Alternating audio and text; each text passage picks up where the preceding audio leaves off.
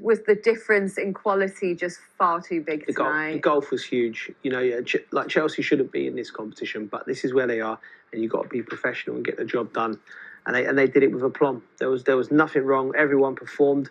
Crouchy's right in saying that the biggest thing you can take out of this game of Chelsea, you can't judge the performance in comparison to the Premier League performance. What you can judge is the attitude, the mentality, and the mindset is on point throughout the squad. And it's been a long time since we've been able to say that all signs coming out of Chelsea are positive. Now, there will be bumps in the road. Arsenal coming here on Sunday, and that's a real tough game for the group. But it all looks like it's moving slowly in the right direction. And I think Enzo and his coaching staff should take a lot of credit for that. Well, they were 6-0 up at half-time, but then Noah did improve a little bit in the second half and held out until the 69th minute. But then Christopher Nkunku was desperate to get in on the act, wasn't he? Yeah, I was saying that actually when you get these high-scoring games as a striker, you start to get more and more annoyed that you haven't scored. So it was important for Nkunku to get on the score sheet. First attempt, I think he tried to obviously dink it. The keeper's done well. And I actually think this is a more difficult finish than it looks. The angle closes, but he just catches it well and gets his goal. I think that's his 9th goal of the season. So top scorer for Chelsea. He's one I look at and I go, he'll be actually disappointed he's not starting in the sort of so-called Premier League team. And then they were awarded a penalty for a foul on Dewsbury Hall, Peter. Did you feel this was just a bit harsh?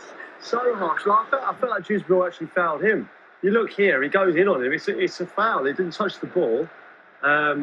That he just goes in and fouls. It's the other way. And how the referees give it after that, I've no idea. He's gone, had a look at it. He's had a second look as well. That's the mind-boggling thing. Yeah, and cut them some slack. I mean, they were struggling anyway. Yeah, last thing they needed was a penalty that shouldn't have been awarded. But Nkunku tucks it away really nicely, and he looked really, really sharp as well. So you'd be pleased. That's exactly the position you want to be in when you're stepping up to take a penalty. Kind of not really much pressure on your shoulders at that point, was there? Not a great deal of pressure, let's be honest. But he'll be desperate to score. Like Kenny says there, I think he'll feel that he'd be one of the players that could get maybe in the starting 11 in the Premier League as well. Yeah, 10 goals then now for the season, more than Mbappe, more than Mo Salah. He's doing pretty good. 2 tonight as well for João Felix. Yeah. Joe, what did you make of his night overall? I thought he was brilliant. He applied himself. You have to remember with João, he's a big star. He was like a £100 million player at some point. His career's obviously gone in. It's gone here, there, and everywhere. But he's very, very talented. He wants to make Chelsea his home, and he's capable of doing these things. When he first came to the club, I was blown away by how good his movement was. This is actually what he needs to just take his game onto the next level. That finishing with that kind of composure, and once he can bring this to his game, he can be a 20-25 goal a season man. Everything else in his game is on point.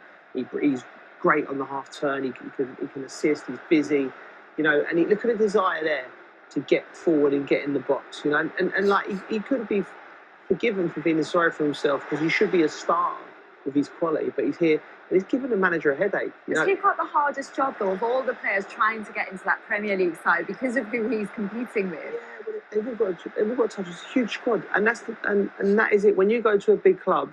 Now, it's going to be stacked with top players, and you have to perform to your level and more week in, week out to play. And when you don't, you find yourself out the side. But he seems like he's showing a great attitude, and that can only be good for the group. Do you enjoy watching him, Annie? Yeah, Jaffe, I mean, everything that Joe said, he's had, we've seen it for years, for Portugal as well, his talent. But it's about the consistency.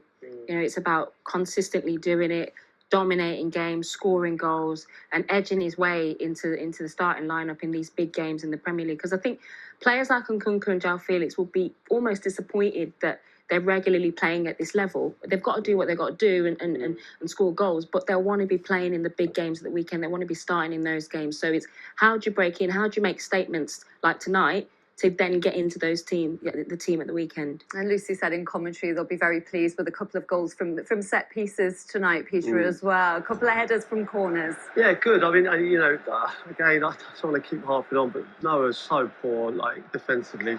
Just got to be stronger there. I know there's an argument that it could be a foul there, but It goes down like a sack of spuds. It's got to be stronger. It's got to be stronger. I mean, like, he's defended in the box, you know. It was only, what was that, the first goal, wasn't it? Then and like, it's just got to be stronger. And again, here, you know, it's a free header. I mean, he hasn't even jumped. He's just far too strong for them. And there's one thing, you know, I think being maybe tactically unaware or being, you know, not as good as the opposition, but you can still compete in the box, you know, and they haven't done that on 2 occasions. And nice to see Mark Gui getting his first goal for Chelsea, Joe, as well. You could see what it meant to him when he scored, couldn't you? He hasn't had many opportunities, the lad. Like, he's clearly a talented player, come through the Barcelona academy, you know, and he needed this, a gift, right there, thing. Open your body and lift it, and he really means a lot to him. He looks like, look at the press there. That is, you've not played all season really. You're 1-0 up, bang, and you're still going, you're on the press. I mean, it'll be great for him. And he's another one in that bracket where he needs to find himself.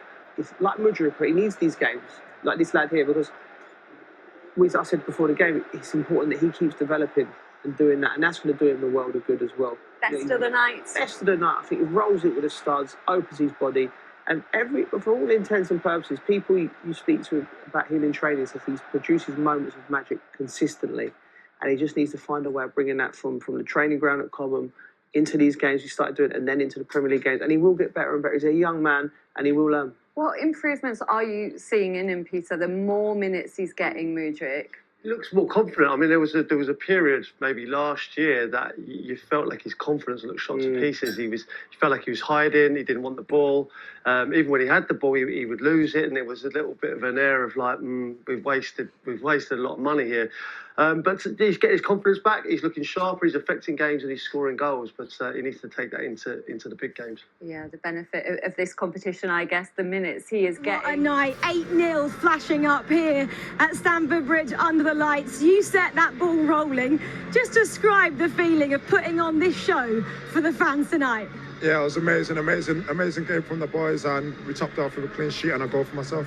84 seconds later as well, they just kept coming for fun. When they started coming for fun, what goes through your head? For us defenders, it's just concentration. Make sure we get a clean sheet at the end of the game, and we managed to do so. Yeah, and on a personal note as well, your first goal for Chelsea, your first in Europe. I mean, what are your friends and family and yourself thinking of that performance tonight? Yeah, I think I need a goal soon, so I'm very happy to get one today. In terms of half-time, you're 6-0 up then. What does the manager say? Does he say you can take the foot off the gas at that point? Or does he say, just keep going and see how many you can get?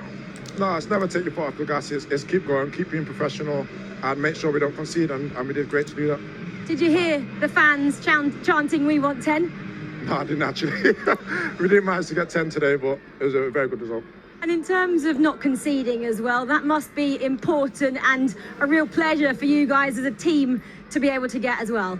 Yeah, at the start of the game, that's what we set out for. It's been a while since we got a clean sheet, so we as a team are very happy to get one today. Tosin, congratulations on your own performance and the win for the team tonight. Out of 3 at the top of the group, Joe. It's a fantastic position when you think the next 2 fixtures may be a bit trickier, because Heidenheim have been fairly competitive in the Bundesliga, and then they've got a freezing cold trip in December to Astana. Yeah, I'm trying to bring a bit of jeopardy to it. Chelsea are comfortable. These games and this group will be dispatched quite comfortably, whatever team they take to these next 2 away games. The important thing for Chelsea is the progression and the line it goes on. Now, this tournament don't start for Chelsea really until we get to the quarterfinals and semi-finals, and they are massive favourites to win it, and so they should be with the quality at their disposal. But the Arsenal game there on November the 10th on the weekend, Leicester away, it's a winnable game.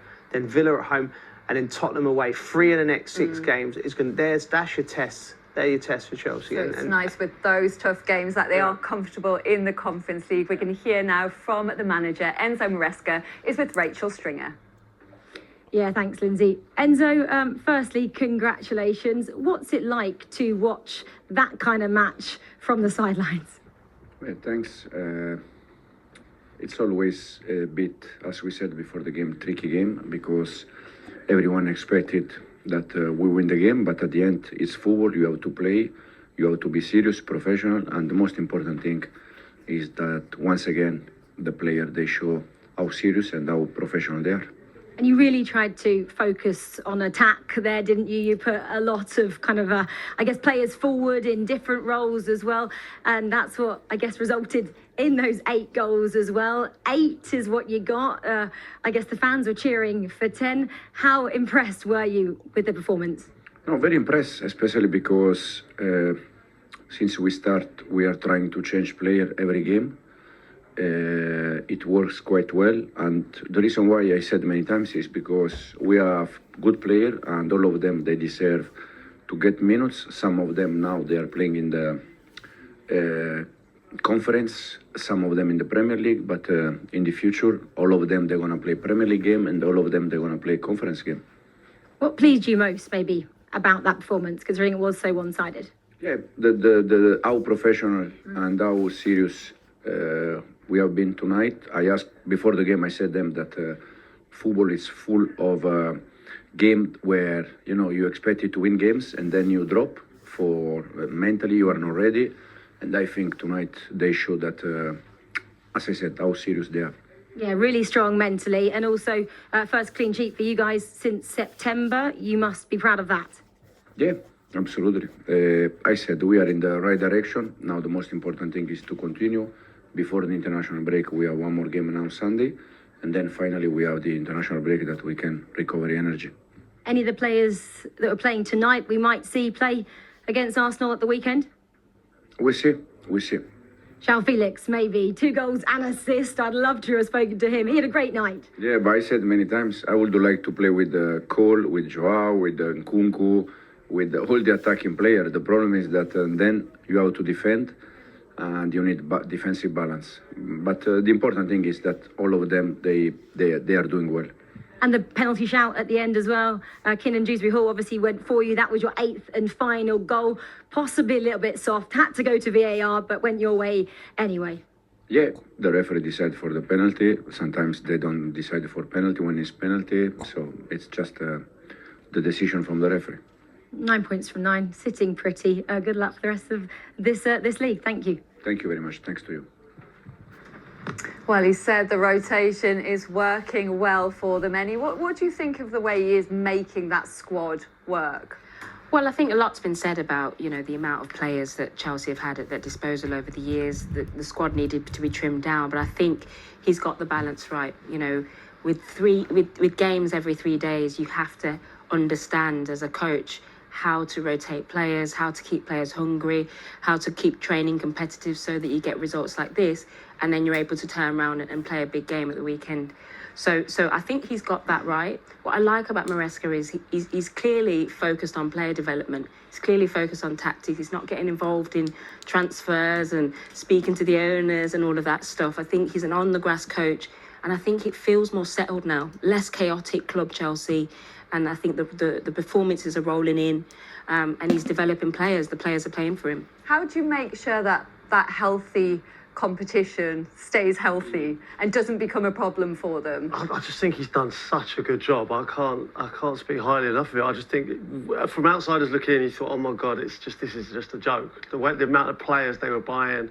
The amount of money they were spending, the amount of, you know, they had two dressing rooms, right, the training ground. It was 2 squads even. So the way he's managed it, he just drew a line and said, right, you're not part of my squad this year. And it's to some big players. With Ben Chilwell was at England international. Sterling. There was Sterling, who was a big character, you know, a legend in the Premier League. He's made big decisions, big calls, and you have to say it's working. And the players that are fringe players all want to play for him. We witnessed that tonight, but we've witnessed that throughout all the European campaigns. The players in the Premier League are performing, so you can't say anything negative about the way he's come in and done his job. He's making those tough calls, Joe, but it obviously says a lot about the way he's making them and how he's dealing with it. That nobody's back seems to be up. Not yet, anyway. Yeah, well, listen, it's football club. You're constantly spinning plates. There'll be the next problem will be there tomorrow morning. It will turn up on your desk, I'm sure.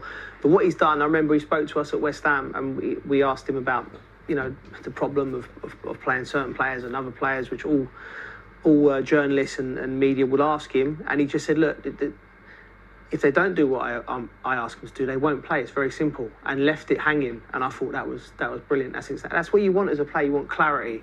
This is what's required of me to play for Chelsea Football Club. If I'm not capable of doing it, I can move on. If the manager don't think I'm capable of doing it, we can move on. But then you work it out with the next part of the club, whatever it is. So everything is smooth at the moment. But as we've seen in football many, many times over the years, there's always a bump in the road. But I think everyone at this club will breathe a sigh of relief and be happy that it's very smooth at the moment. The river's smooth. Good at the bridge at the moment. Peter, thank you very much.